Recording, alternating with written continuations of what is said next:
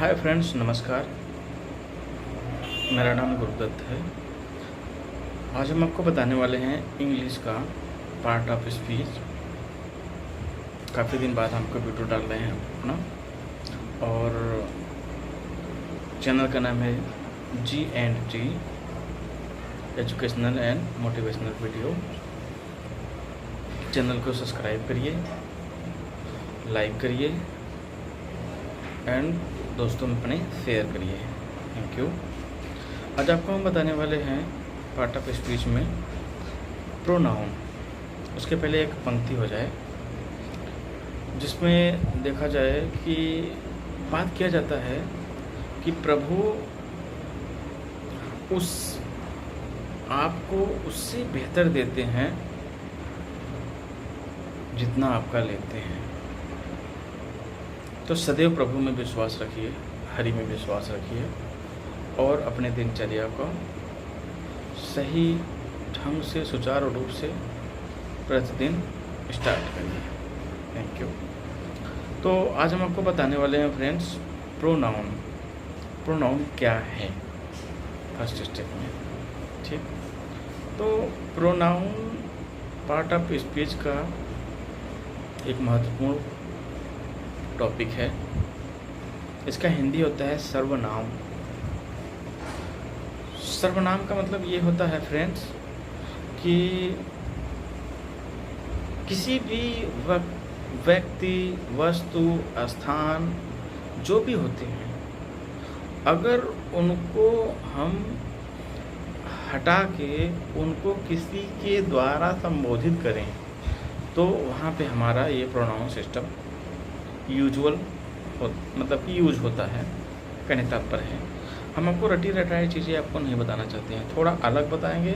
आपको समझना है, ओके, समझ बनाना है इतना, राइट। अब स्टार्टअप हम करते हैं pronoun. Noun replace is called pronoun. छोटा सा डेफिनेशन है। जैसे प्रोनाउन वहाँ पे होता है नाउन के स्थान पे, तो इसे अंग्रेजी में छोटे वर्ड में बोलते हैं noun replace is called pronoun. यह कहने के लिए आप ऐसे भी कह सकते हैं कि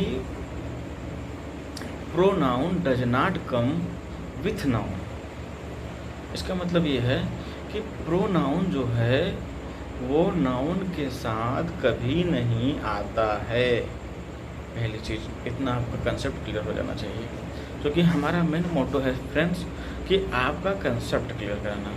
हम आपको रटवा दें, जो बुक में लिखा है वही सब करवाएं, तो ये मतलब नहीं है। आप समझिए कि हम जो आपको देना चाहते हैं उसके बारे में बात करते हैं, ठीक है।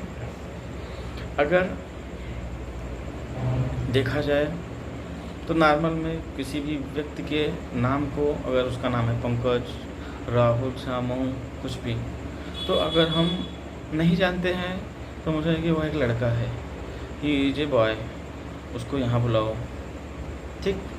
तो उसके प्रति जो भी क्रियाकलाप होगा, उसके नाम तो हम जानते नहीं हैं, तो उसको जिस तरीके से बुलाएंगे, तुम यहाँ आओ, वह यहाँ सुनो, तो इसका मतलब है हम उसको किसी से संबोधित करते हैं, तो वही हमारा प्रोनाउन कहलाता है।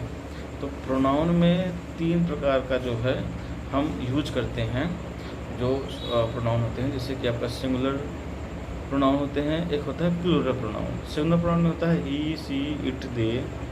प्लूरल प्रोनाउन में होता है वी, आई, दे। जो आपका दे हम फर्स्ट वाले में बोले, वो दे आपका जो है एटलीस्ट आपका प्लूरल प्रोनाउन है, मतलब बहुवचन। तो अभी आपको हम बताना चाहेंगे जो ही है, सी है, इट है, ये किस तरीके से किस वे में इसको हम प्रोनाउन कहते हैं, आप थोड़ा उसको समझिए। जैसे ही है, ही मैस्कुलिन जेंडर है। मैस्कुलिन जेंडर का मतलब ये होता है कि वह एक पुरुषवाचक के लिए हमारा प्रयोग किया जाता है, तो ही कहलाता है। सी क्या है? यह फेमिनिन जेंडर है। फेमिनिन जेंडर का मतलब ये है कि उसका यूज किसी भी स्त्रीलिंग के लिए प्रयोग किया जाता है, तो हमारा सी हो गया। आई बात इट की। इट के लिए अगर इट की बात करते हैं तो ये एक नो लिविंग है। यहाँ पे इट जैसे कि किसी भी स्थान के लिए, किसी भी एनिमल के लिए, किसी भी बेबी के लिए इट का प्रयोग किया जाता है। तो संक्षेप में हम कह सकते हैं ही, सी, इट ये एक प्रकार का प्रोनाउन है। किस तरीके का प्रोनाउन है, यहाँ पे आपका कंसेप्ट क्लियर हो गया होगा। ठीक, अब आते हैं हम आपको फ्रेंड्स टाइप्स ऑफ प्रोनाउन। ठीक, राइट। अब देखिए, किसी भी टॉपिक को हम बताने का मतलब ये है कि हम आपको लिखवा नहीं रहे हैं, किसी को रिटन में बता नहीं रहे हैं, तो इसका अभिप्राय आप ये मत समझिए कि आपको कोई एक्स्ट्रा माइंड नहीं लगा। इसमें भी आपका समझेंगे तो आपको जो लिख के थोड़ा तैयार करेंगे, वो थोड़ा आप एक एक टॉपिक को 10 से 12 बार उसको जो है अपने कंसेप्ट के अनुसार उसको समझिए, उसको बोलिए, एक दूसरे से जो है कन्वर्सेशन करिए। तो इन फ्यूचर आपकी जो इंग्लिश का ये जो अंग है, जैसे कि ये एक मतलब पार्ट है, समझ रहे हैं इंग्लिश का, तो हम आपको वर्बली तो आप बता दे रहे हैं, बट वर्बली आप सुन लीजिए, समझ लीजिए, बट इसको अप्लाई भी करिए अपने दैनिक जीवन में, अपने दैनिक जो क्रियाकलाप है उसमें आप अप्लाई करिए। तो हम अगर फॉर एग्जांपल की बात करते हैं कि प्रोनाउन में पहला होता है पर्सनल प्रोनाउन। पर्सनल प्रोनाउन का जो भी पहचान होते हैं, जैसे कि ही, सी, इट, दे, वी, ये सारे जो है जितने भी वर्ड आ रहे हैं, ये हमारे एक पर्सनल प्रोनाउन है, साधारण सर्वनाम। ठीक, उसके बाद होता है पॉजिटिव प्रोनाउन, अधिकारवाचक सर्वनाम। अधिकारवाचक का मतलब ये होता है, जैसे यहाँ पे माइन, योर्स, हिज, आवर्स, ये सभी चीज़ें आ रहे हैं। Hours friends is very happy, हमारे फ्रेंड्स बहुत हैप्पी है। तो यहाँ पे जो एक अधिकार है, हमारे फ्रेंड्स, हमारे लोग, ये सभी लोग, तो ये एक हमारा अधिकार व्यक्त करता है। तो यहाँ पे पॉजिटिव होता है। ओके, नेक्स्ट है आपका डिस्ट्रीब्यूटिव प्रोनाउन, व्यक्तिवाचक सर्वनाम। इसका ये होता है ईच, आइदर, नाइदर, नन, इन सबों का जो है यूज करते हैं, वो हमारा डिस्ट्रीब्यूटिव प्रोनाउन कहलाता है। ठीक, नंबर तीसरा हो गया। नंबर चौथा में आ गया है डिमॉन्स्ट्रेटिव प्रोनाउन। अब डिमॉन्स्ट्रेटिव प्रोनाउन जो ये है, डिमॉन्स्ट्रेटिव प्रोनाउन जो है, ये आपका संकेतवाचक है। संकेतवाचक का मतलब ये होता है कि किसी भी एक पार्टिकुलर किसी भी ऑब्जेक्ट को उठा लीजिए, जैसे ही, सी, इट, दिस, दैट, ये एक प्रकार से this is a boy, this is a good boy, this is a pen, this is a cow. तो इस तरीके से हम एक संकेत करते हैं।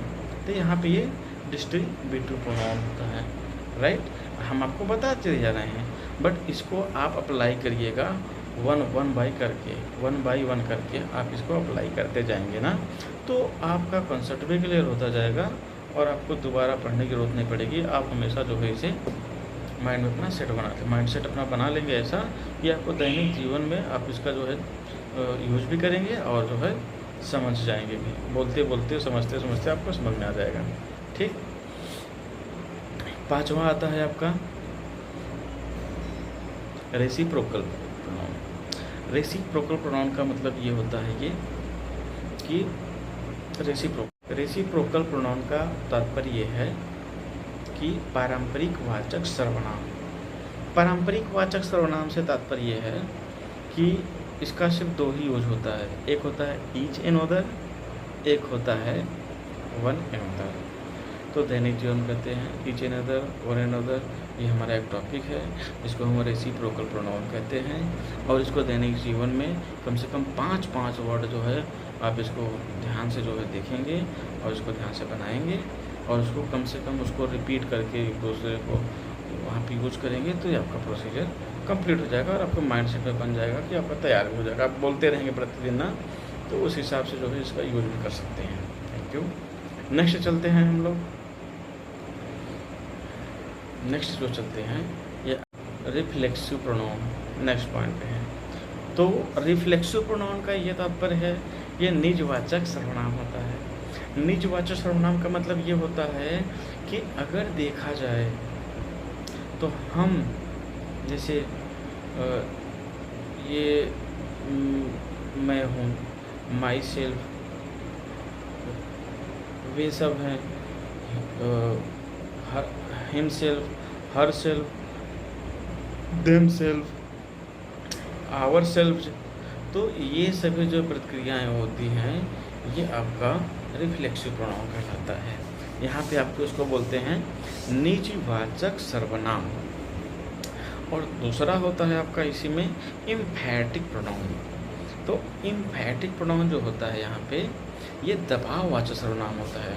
जैसे myself, yourself, ourself, themself. तो ये एक प्रकार का दबाव डालता है। तो इन टॉपिक का एक से एक एग्जाम्पल बनाइए और उसको जो है यूज़ करिए, तो इस टॉपिक से आपका मैनुअली कंप्लीट हो जाएगा और आपको प्रोनाउन में कहीं कोई दिक्कत नहीं आएगी। ये वन बाय वन करके ही आप देखिएगा, ठीक है।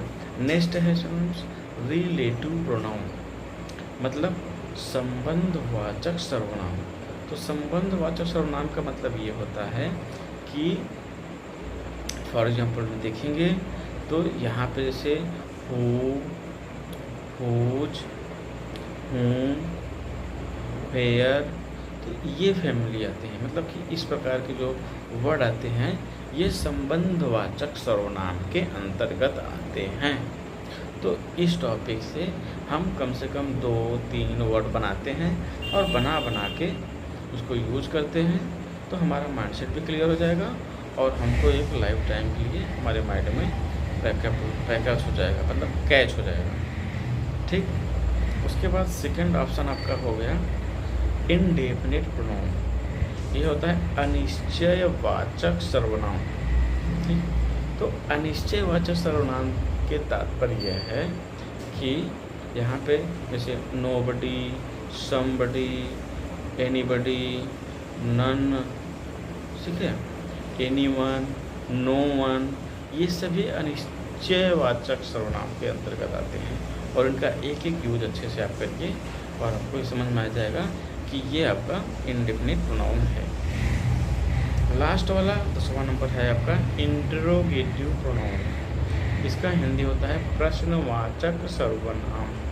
तो प्रश्नवाचक सर्वनाम से मतलब होता है WH फैमिली। जैसे होगा who, what, whose, whom, where। तो ये सभी वाक्यों का जो यूज होता है ये WH फैमिली का वर्ड होता है। तो यहाँ पे भी जो है एक एक महत्वपूर्ण वर्ड का एक वर्ड बनाइए और एक एक वर्ड को यूज करके अपना माइंडसेट क्लियर बनाइए। और देखा जाए तो इससे ज़्यादा प्रोनाउन में कुछ है नहीं। प्रोनाउन लगभग आपका पूरा मेंटेनेंस कंप्लीट है। अदरवाइज कोई भी दिक्कत हो, कोई भी फॉल्ट हो तो आप उसे लिख के 1 से 2 बार और अपने माइंडसेट में उसको बैठा लीजिए, क्योंकि इन फ्यूचर आपको वही काम आएगा। अगर आप लिख लिए, लिखने के बाद एक मोटा सा सेट बना दिए, उसके बाद कहीं सेट भूल गए तो काफ़ी आपको वो नोट्स कहाँ गई, उसे कैसे यूज़ करेंगे, उसे पढ़ भी नहीं पाएंगे ना उसे तैयार कर पाएंगे। तो अगर हम देखा जाए तो नॉर्मल तरीके से हमारा प्रोनाउन में कंप्लीट हो गया। अगर प्रोनाउन के टाइप से है तो टाइप्स को भी ध्यान में दीजिए और एक एक करके जो है उसे आप कंप्लीट कर लीजिए। तो हमारे चैनल में आपको बहुत बहुत स्वागत है और आप ऐसे बढ़ते रहें और अपने माइंड को समझ बनाइए।